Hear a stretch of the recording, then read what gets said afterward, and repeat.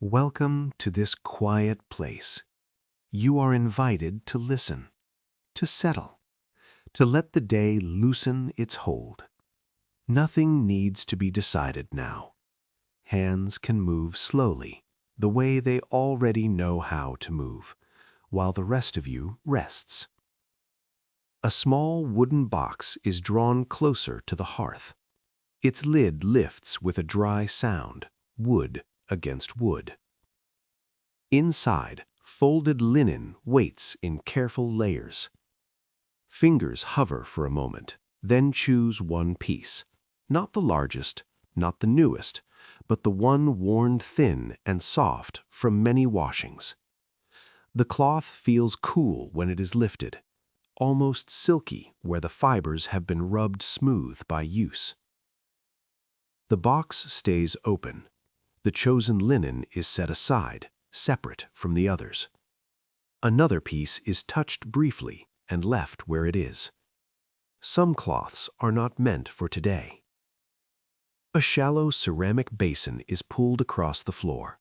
It bumps lightly against a stone and stops. Water pours into it from a jug, just enough to cover the bottom. The jug is heavier than it looks, and the wrist adjusts to keep the stream steady. The water smells faintly of the wooden bucket it came from. The basin is nudged closer to the fire, not into heat, only near it. Fingers dip in and pull back. Still too cold. It waits. A small jar sits on a low shelf. The lid is tight and must be twisted twice before it loosens.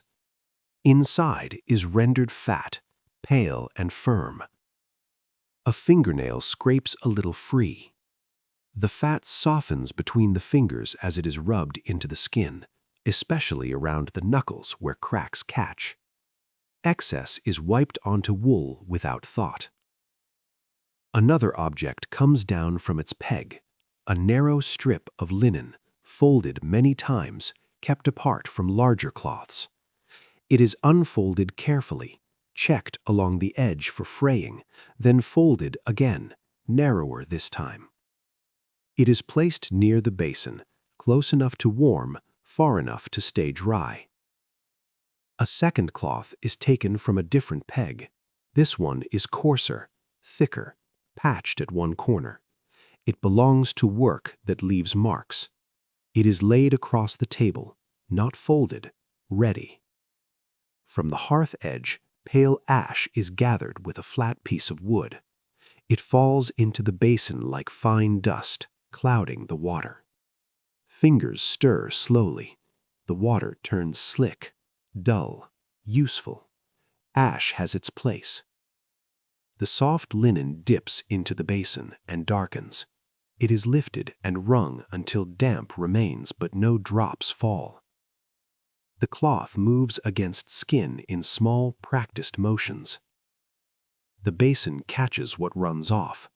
The cloth is rinsed, wrung again, folded inward so the used surface disappears. The used linen rests on the rim of the basin for a moment, then slips into a shallow, covered container beneath the shelf. The lid closes immediately. Used cloth does not stay open to air. The coarser cloth is lifted next. It scrubs hands and wrists where work leaves grit. The texture rasps slightly. The cloth darkens faster. It is rinsed and wrung harder, then hung on a peg marked by wear. The basin water is tipped into a bucket. Fresh water replaces it, poured more sparingly now. The basin returns to its place near the hearth. Fingers test again. Better. A small ceramic cup is moved closer to the embers. Another folded strip of linen is placed inside, untouched. Cold cloth startles skin. Warm cloth does not. A narrow wooden comb is taken from the shelf. It passes through hair slowly, stopping when it meets resistance. Fingers loosen the knot before the comb continues. Loose strands collect on the teeth. They are pinched free and tucked into a small cloth pouch kept near the door frame. Hair fills gaps as well as wool. The comb is wiped with a damp cloth and returned to its place. The warmed linen is lifted from the ceramic cup. Steam lifts faintly. The cloth is tested against the wrist. Warm enough. It is folded once more and used with care. Movements stay small, contained. Breathing stays even. Afterward, the cloth is rinsed, wrung gently, folded inward, and placed with the others in the covered container. The container grows heavier. The lid closes again. The basin is emptied once more and wiped dry with the coarse cloth. The cloth darkens further and joins the others on its peg. The basin is turned upside down, so no damp remains. The wooden box is returned to. Clean linen is smoothed flat, stacked carefully, edges aligned. The lid closes softly, holding order inside. The fire remains small. Embers glow under ash. No wood is added. The bench creaks as weight settles. Hands rest, faintly scented with ash and fat. The tools, box, basin, cloth, jar, remain where they belong, ready to be reached again without thought. The folded cloth is still warm when it is pressed flatter with the palm and slid deeper into the covered container. The lid settles with a muted sound, and the container is nudged farther under the shelf with the side of a foot, where no stray ash can fall. The basin is lifted again, heavier now from repeated use. It is set back near the hearth, not on stone, but on a flat board that keeps the bottom from chilling too fast. Fresh water pours in, a little more than before. The wrist tilts carefully so it does not slosh. A larger cloth is taken down from a peg, its edges thickened by old hems. It is folded once and laid across the knees while sitting. Linen against wool keeps warmth from slipping away. Hands dip into the basin again, fingers spreading and closing. The water feels different now, neither sharp nor soft, just present. The fingertips linger under the surface longer than before, joints easing as warmth reaches them slowly. From the shelf comes a small netted pouch. Inside are irregular pieces of old soap, saved when they became too small to hold. One piece is chosen and rubbed between wet palms until it slicks faintly. The smell is barely there, almost gone from age and boiling. Enough remains to lift grease. Hands wash carefully, not fast. Palms, the backs of hands, between fingers. The soap residue is rinsed away completely. Soap left on skin dries it too much, especially in this air. The soap fragment returns to the pouch. The pouch goes back on its hook, higher than the cloths, away from splashes. Rendered fat touches the skin again, this time only a trace. It is pressed in with the thumb, then spread thin. The skin accepts it easily after washing. The basin is moved slightly closer to the fire. A flat stone, warmed earlier and kept aside, is lowered into the water with tongs. The surface shivers. Steam lifts faintly, just enough. A narrow linen strip is taken from the chest.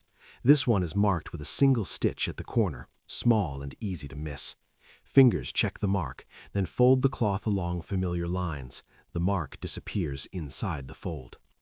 The strip rests near the basin while the water warms a little more. Cold linen against warm skin makes the body flinch. That flinch is avoided. A second strip is chosen, unmarked and placed apart. It will come later. Order matters. The marked linen dips into the basin and darkens. It is lifted, wrung slowly, then folded inward. The movements follow the same pattern as before, unhurried, contained. The basin catches what runs off. The cloth is rinsed once more and wrung again. The used strip goes directly into the covered container without resting anywhere else. Clean and used never touch. The second strip follows, this one only dampened lightly. It wipes, finishes, and folds inward as well. It joins the first without sound. The basin water clouds more quickly now. It is tipped into the bucket and replaced. Less water is used each time. The hands know when enough has been done. The bucket grows heavier. It is lifted and carried outside briefly. The door opens just enough to slip through. Cold air presses in, biting at damp skin. The water pours out onto frozen earth where it will not run back toward the house. Inside again, the door closes. Wool is pressed back into the gap at the threshold. The draft quiets. Hands are dried immediately with a thicker cloth kept just for this. The cloth is rougher, but it pulls moisture away fast.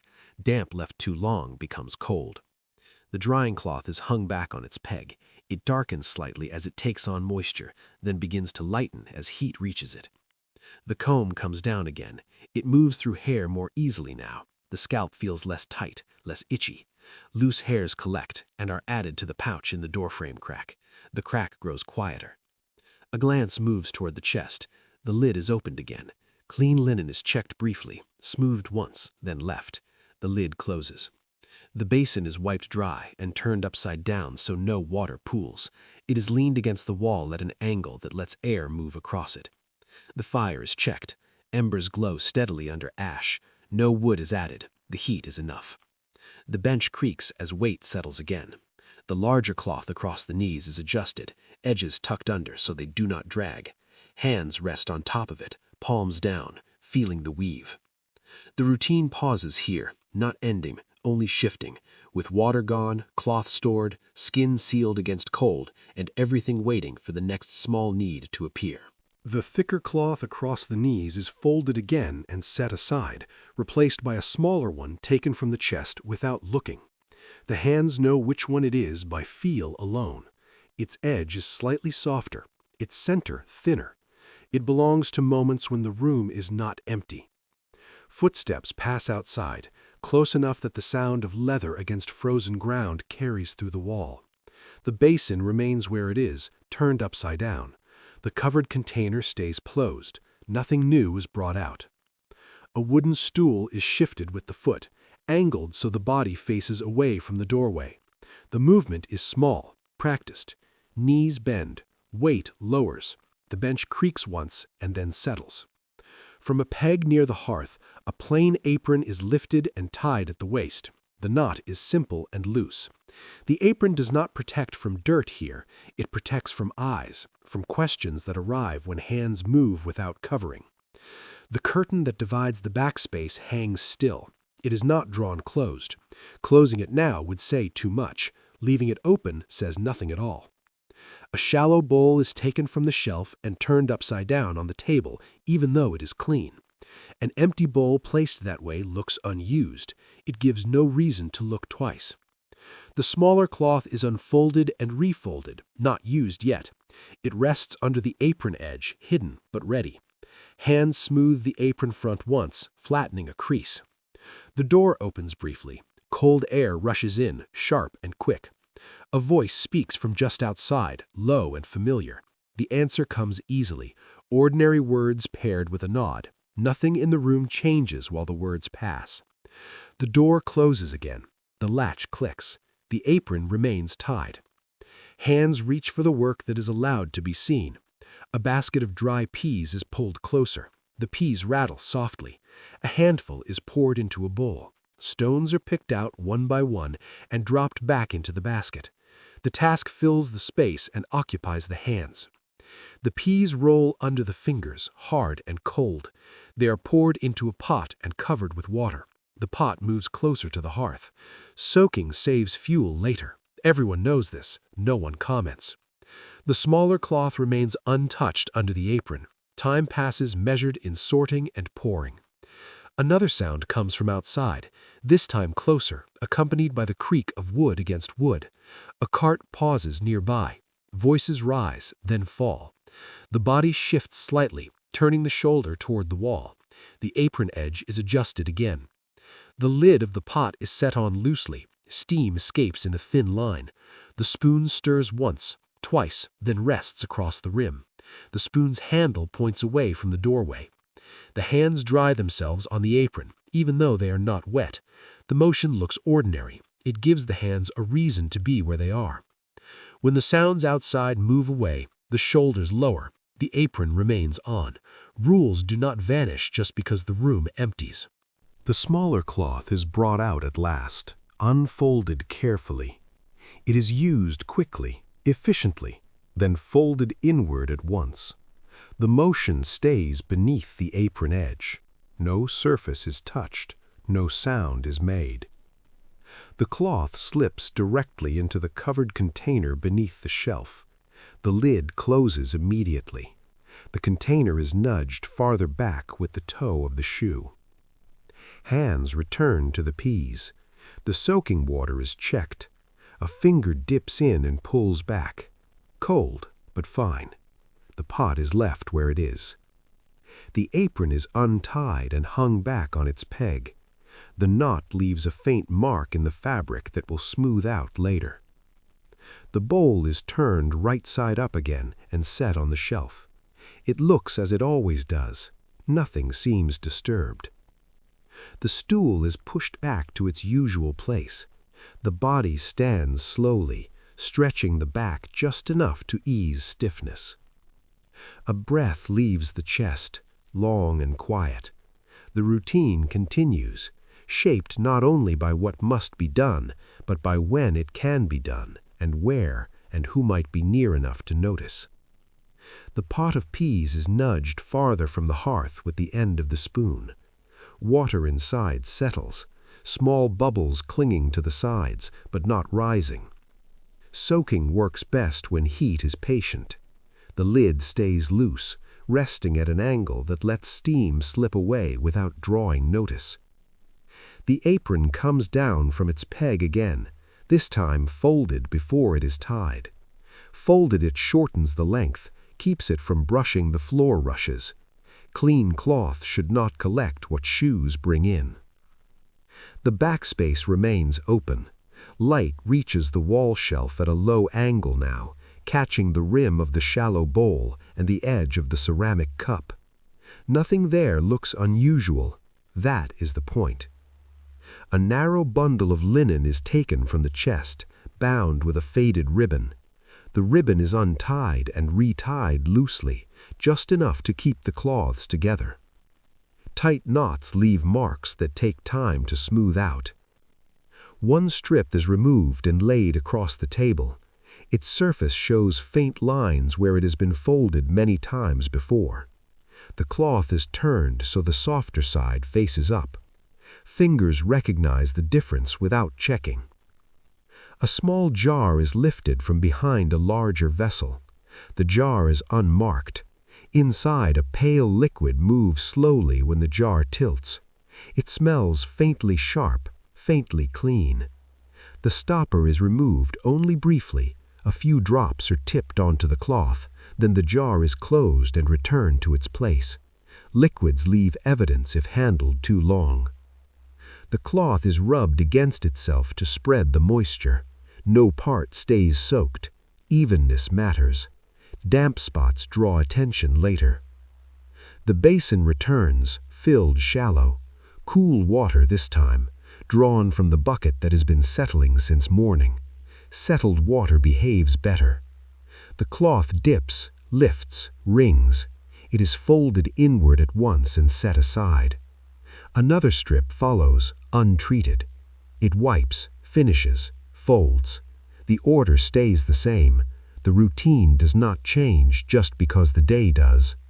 A faint ache settles in the lower back. The stool is pulled closer. Sitting takes weight off the legs without stopping work. Knees angle outward slightly, making room for the folded cloth to move unseen. Outside, the sound of a door closing carries through the wall. A pause follows. The basin is slid a little closer to the table leg, where shadow hides its rim. The folded cloths are gathered and placed into the shallow box again. This time, the box is left open. An open box suggests sorting, mending, nothing private. The lid stays nearby, but unused. Hands reach for thread and needle. The needle is threaded slowly, the end dampened and twisted until it passes cleanly through the eye. The cloth set aside earlier is unfolded just enough to reveal a worn edge. Stitches are placed close together, small and even. The needle moves in and out of linen with a soft rasp. The thread tightens, relaxes, tightens again. The seam flattens under the thumb. The mended cloth is rubbed between fingers to check for ridges. None appear. It is folded and placed back into the shallow box on top of the others. Repair and care sit side by side. The peas are checked again. The water level has dropped slightly as they swell. More water is added, just enough to cover. The pot moves back toward the hearth edge. A heavier pot is lifted from its hook. Inside are other used cloths waiting for boiling later. The lid stays on. Boiling waits for the hottest part of the day.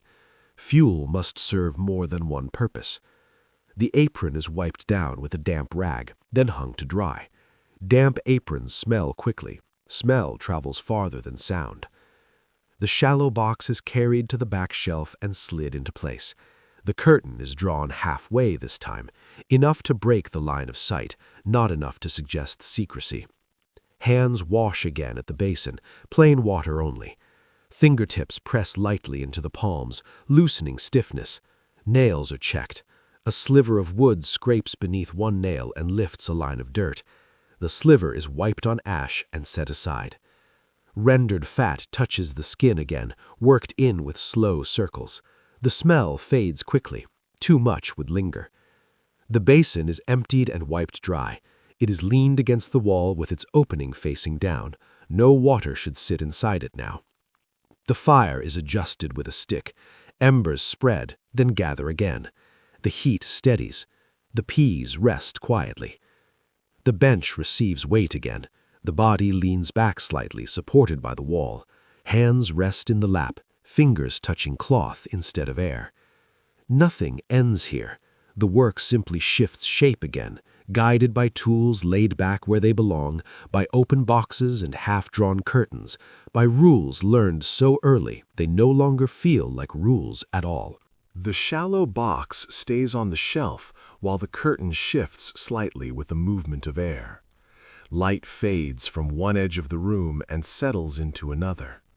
The peas continue to swell in their pot, skins loosening without sound. A wooden tally stick is lifted from beside the chest. Small notches run along one edge, uneven but intentional. A thumb traces them once before the stick is set down again near the shallow box. Counting happens quietly here, without marks on paper. The basket is pulled closer with the foot. Its lining is checked, corners lifted and smoothed. A loose thread is trimmed with the knife and rubbed flat so it will not catch on cloth later. Baskets that snag ruin what they carry. From the shelf, a small bundle wrapped in cloth is taken down. Inside are narrow strips folded tight. These are set apart from the others by weight alone. Fingers recognize them without opening the bundle fully. A scale made of two shallow pans and a cord is lifted from a hook. It creaks softly as it is set on the table. A stone weight goes into one pan. A folded bundle goes into the other. The cord tightens. The balance shifts. One strip is removed. The balance steadies. Another is taken. The pans level. Enough. The extra strip returns to the bundle and is wrapped again, corners tucked in so no edge shows. The counted bundle is placed into the basket, not directly on the lining, but atop another cloth laid there first. Clean over clean keeps stains from forming where weight presses. The tally stick returns to the hand. One notch is added with the knife, shallow but clear. The knife edge is wiped on wool before being set down. Metal leaves marks if it is careless. The basket cover is folded back into place. The fold is pressed flat with the palms so it stays. Wind lifts loose edges easily, and wind carries dust. A pause follows. The body stands still, listening. Outside, footsteps pass and fade. The basket remains closed. The basin is filled again, just a little. This water is not for washing cloth, but for wiping hands after counting. Fingers dip and rub together. No ash this time, no soap, just water to lift handling away. Hands are dried on a cloth that has already seen use. The cloth darkens slightly more. It will be boiled later with the others. The apron is tied again, shorter than before. Its presence signals work, not privacy. That distinction matters when baskets are involved. The basket is lifted. It feels heavier than earlier. Weight settles into the arm and shoulder. The strap is adjusted so it does not rub the neck. Rubbing leads to soreness that lasts. The door opens. Cold air moves in, carrying the smell of damp earth and old straw. The threshold is stepped over carefully. The basket is held close to the body so it does not swing. Outside, the path is uneven. The basket shifts slightly with each step. Hands tighten on the handle, adjusting to keep the contents steady. At the edge of the common space, a bench waits. The basket is set down on wood, never on ground. The cover lifts only enough to show what is needed, nothing more. A cloth is spread on the bench surface before the bundle is placed. Wood stains quickly. Cloth protects both sides of the exchange. The scale appears again, hung briefly from a peg driven into the wall. The stone weight is placed. The bundle rests opposite. The balance confirms what the tally already said. Coins change hands. They are not counted aloud. Fingers feel their weight, their edges. The coins slip into a pouch and disappear beneath the apron. The bundle leaves the basket. The basket grows lighter. The lining is smoothed again before the cover closes. The cloth used on the bench is folded inward immediately, hiding any mark it may have taken. It returns to the basket, but stays separate from the clean lining. The basket is lifted again. The return path feels shorter. Weight shifts differently now. The shoulder relaxes a little. Inside, the door closes. Warmth returns slowly. The basket is set down and uncovered. The lining is removed and shaken outside, then replaced with a fresh cloth from the chest. The pouch with coins is untied briefly. Coins are counted by touch again, then tied and returned to their place beneath a loose board. They share space with nothing else. Hands wash once more. Fingertips linger under water. Handling metal dries skin. Rendered fat follows, worked in lightly, especially where coin edges pressed. The basket returns to its hook, empty and ready. The tally stick goes back beside the chest. The shallow box remains on the shelf, unchanged. The pot of peas is stirred once. The spoon scrapes the bottom and lifts nothing stuck. The lid settles again. The body lowers onto the bench. The apron is untied and hung to air. Hands rest on thighs, feeling the grain of the cloth beneath them. The routine continues its quiet exchange of cloth, weight, and counting, moving forward without comment, carried by small tools and habits that leave little trace when the day moves on. The apron hangs where it was left, its hem brushing the wall. Hands smooth the front of the shift beneath it instead, flattening a crease that formed while sitting. Linen remembers folds if they are ignored too long. The pot near the hearth is lifted and moved a hand's breadth closer to the embers. The peas inside have softened, skins split and curled. A spoon presses one against the pot's side. It yields easily. The spoon rests again. A small bowl is set on the table. Steam fogs its rim as a ladle fills it halfway. The bowl is held for a moment before being set down, palms warming through the clay. Heat seeps slowly, steady and kind. The basin returns once more, this time filled with cooler water. It is placed beside the bench, close enough to reach without standing. Standing pulls at the back when the day has already been long. Feet slide out of shoes and onto the rushes. The soles tingle briefly where cold meets warmth. One foot rubs against the other, knocking loose dried mud. The mud falls into the rushes and disappears. A cloth, thicker than the others, is taken from its peg. It has been used many times and washed many more. It is dipped into the basin and wrung until only damp remains. The cloth passes over ankles and feet, lifting dust and sweat gathered from walking and standing. The cloth cools quickly. It is rinsed and wrung again. This time it moves more slowly, lingering where skin tightens in cold. The sensation travels upward, easing stiffness in the joints. A second cloth follows, smaller, softer. It finishes what the first began, leaving skin clean but not raw. The cloth is folded inward and placed into the waiting container without resting anywhere else. Feet are dried immediately. A rougher cloth pulls moisture away fast. Damp feet chill the whole body if left too long. The cloth darkens and joins the others for boiling later. Rendered fat is warmed between the palms again. It is pressed into heels and the sides of feet where cracks form first. The skin shines briefly, then dulls as the fat sinks in. Excess wipes away on wool. Clean socks are taken from the chest. They are thick, hand-knit, and uneven.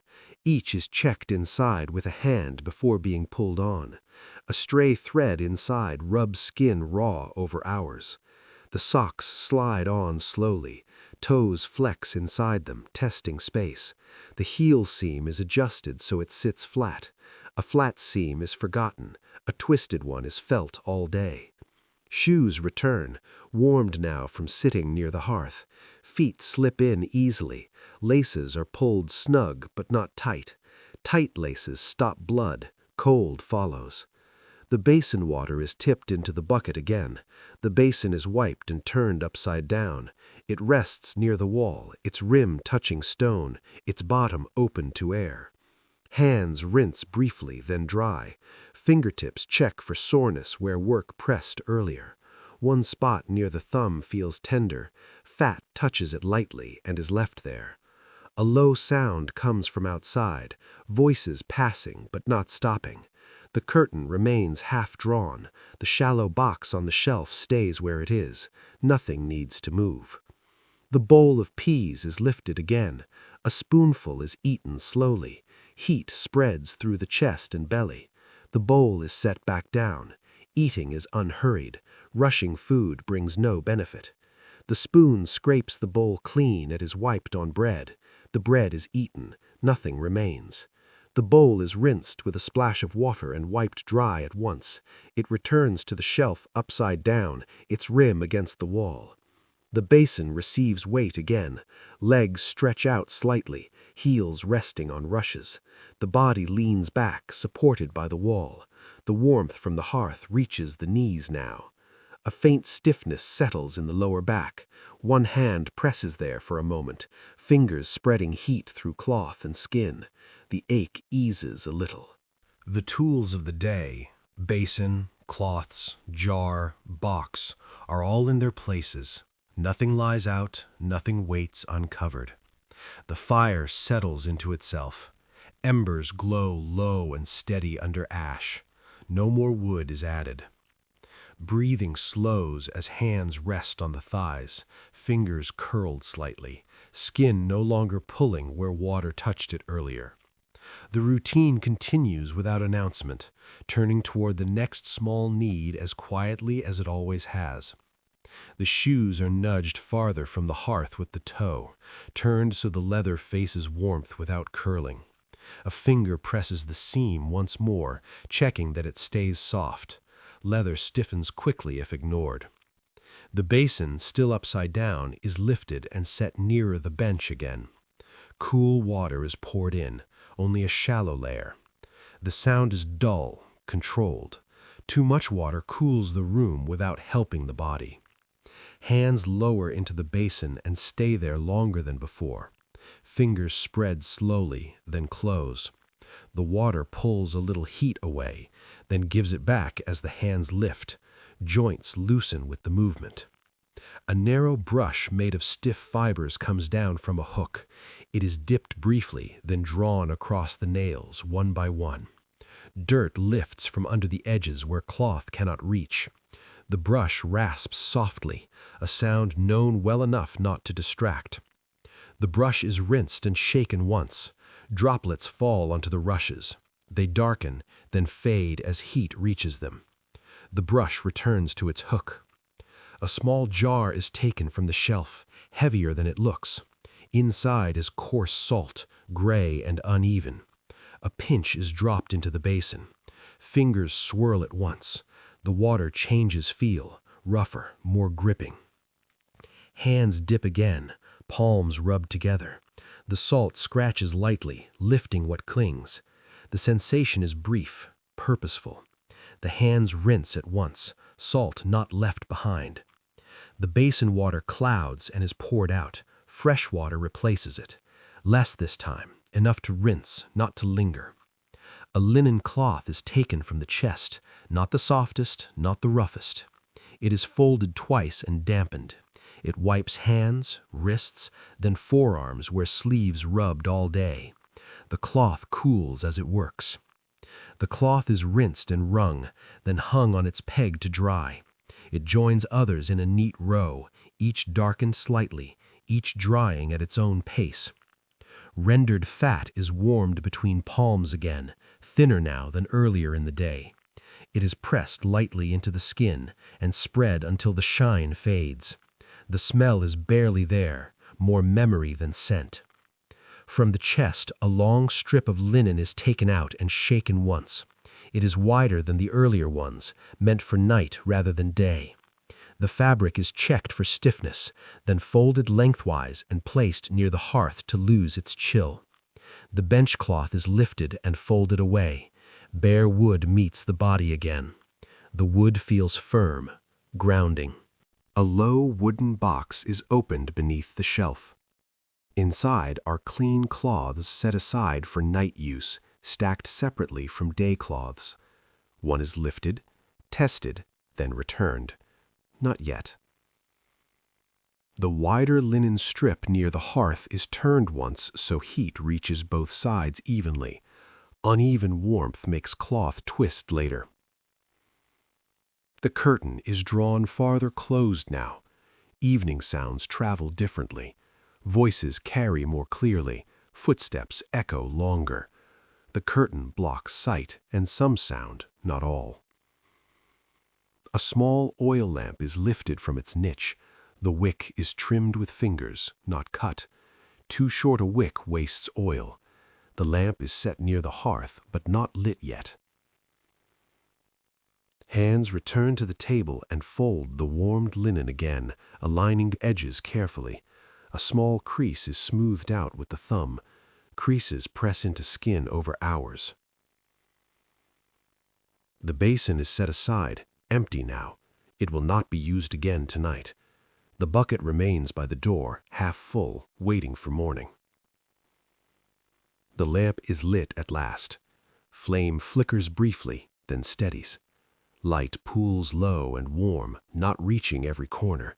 Shadows stay where they belong. The wide linen strip is lifted and used slowly, deliberately, then folded inward at once.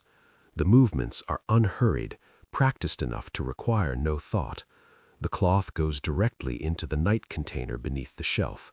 The lid closes. A second cloth follows, smaller, softer, finishing what the first began. It joins the other without sound. Hands rinse once more with plain water. Fingers stay under the stream a little longer, letting the warmth from earlier settle. The water is poured away. The lamp is adjusted so its light does not fall on the back shelf. Darkness keeps things quiet. Shoes are pushed farther aside, socks remain on, feet settle into warmth under the bench. The fire is checked again. Embers glow, steady and low. One small stick is added, just one. The flame catches, then calms. The body lowers onto the bench.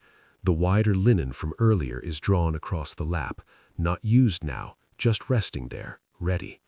Hands lie on top of it, feeling its smoothness through tired fingers. Breathing slows.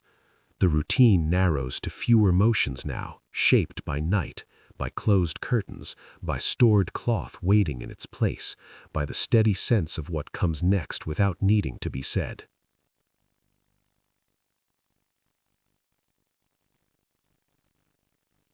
The lamp flame steadies as the wick settles.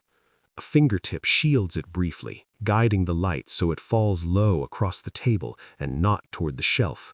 Oil is precious. Glare is unnecessary. A small wooden lid is lifted from a shallow container and set aside. Inside, the night cloths rest in neat layers, folded thinner than the day ones, their edges aligned. One is chosen and laid on the table, smoothed with the flat of the hand until the weave lies quiet. The basin is filled again, this time with barely enough water to wet the cloth. The water is cool. Cool water keeps skin calm when the day has warmed it too much. The cloth dips and lifts, wrung until it holds dampness without weight. A narrow stool is drawn closer. Knees bend. The body lowers, steadying against the table edge.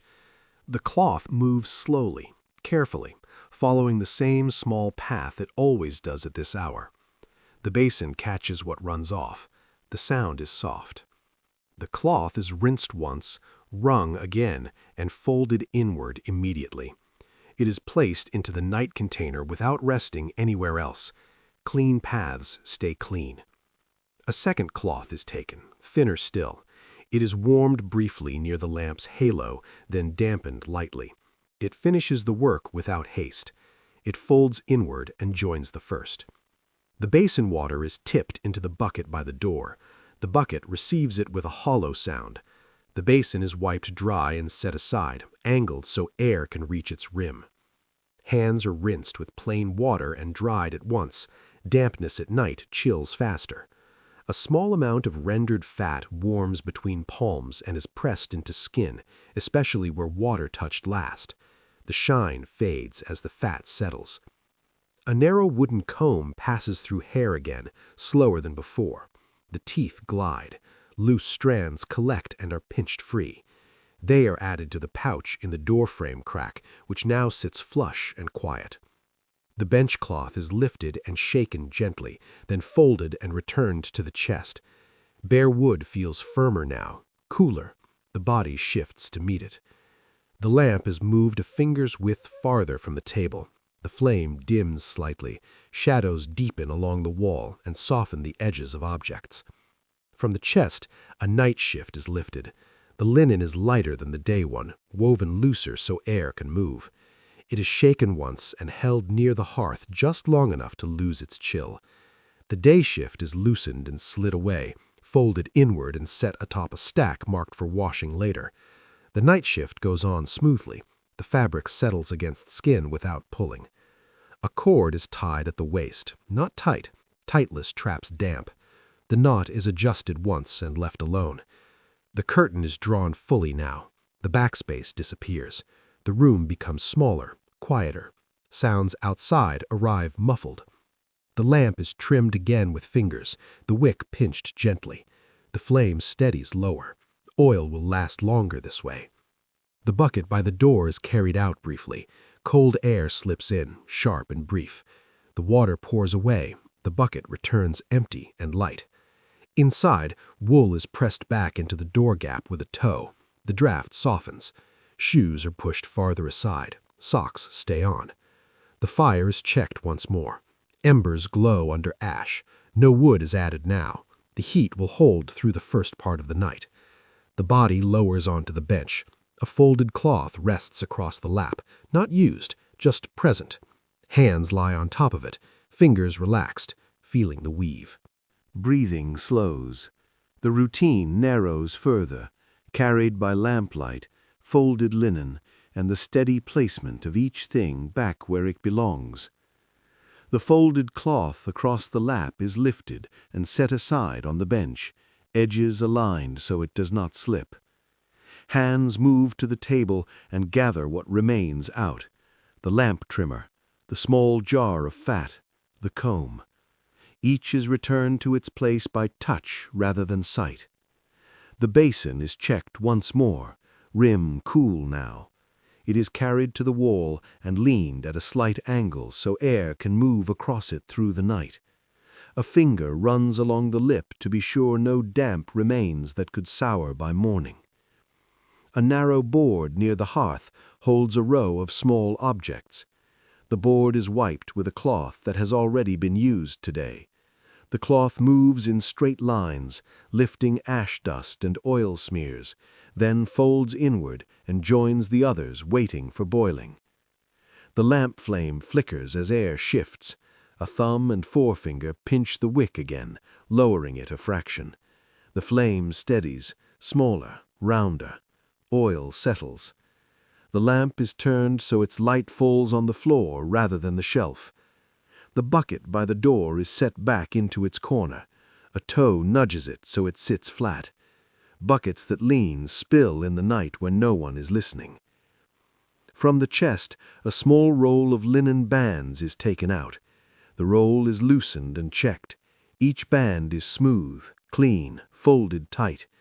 One band is chosen and placed near the bench.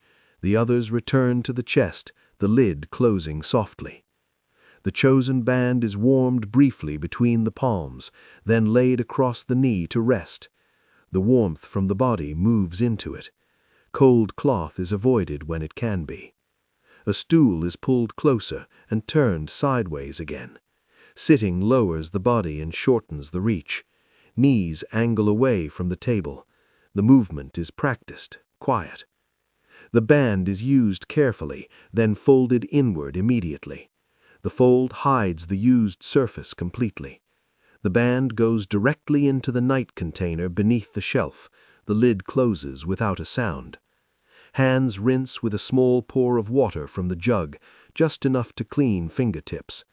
The water is caught in a bowl and poured into the bucket.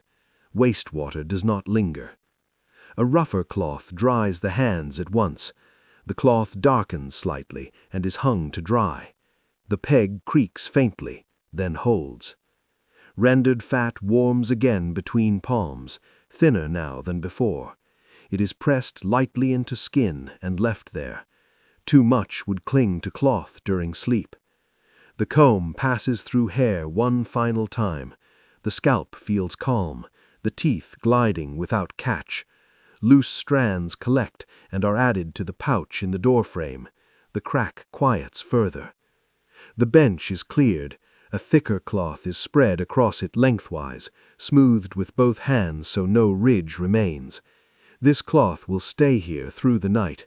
The weave feels firm, familiar. Shoes are set side by side near the wall, toes angled away from the fire.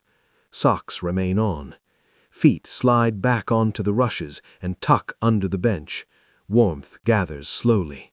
The curtain is checked at the bottom edge and tugged once so it does not drag.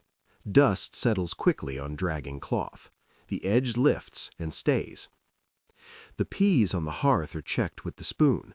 One stir, then the lid returns. The pot is moved a hand's breadth farther from the embers so it will not thicken too much before morning. The fire is quiet now. Embers glow low and steady under ash. No wood is added. The heat will last long enough. The lamp is moved again, a finger's width, so its light does not fall on the chest. Shadows keep order. The flame is steady. The body lowers onto the bench fully. The thicker cloth beneath the body is adjusted once, then left. Hands rest on the thighs, fingers relaxed, feeling the grain of linen through wool. Breathing slows.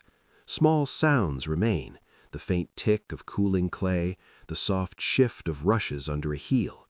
The routine continues into stillness, held by folded cloth, covered containers, dim light, and the knowledge that everything needed is already where it should be. The thicker cloth beneath the body is smoothed once more, palms pressing along its length so no fold remains beneath the hips. Linen remembers pressure through the night if it is left uneven. The lamp is watched for a moment. A small tremble runs through the flame, then settles. A fingertip turns the lamp a fraction so light falls toward the floor and not the wall. Shadows deepen along the shelf and soften the outlines of stored things. The bucket near the door is checked again with the toe. It does not rock. Good. Spills in the night are harder to clean when cold stiffens the hands. A hand reaches for the jug and pours a mouthful of water into a cup. The cup is raised slowly. The water tastes flat and cool. It slides down easily. The cup is set upside down on the table so dust cannot find it. The band of linen used earlier rests folded inside its container.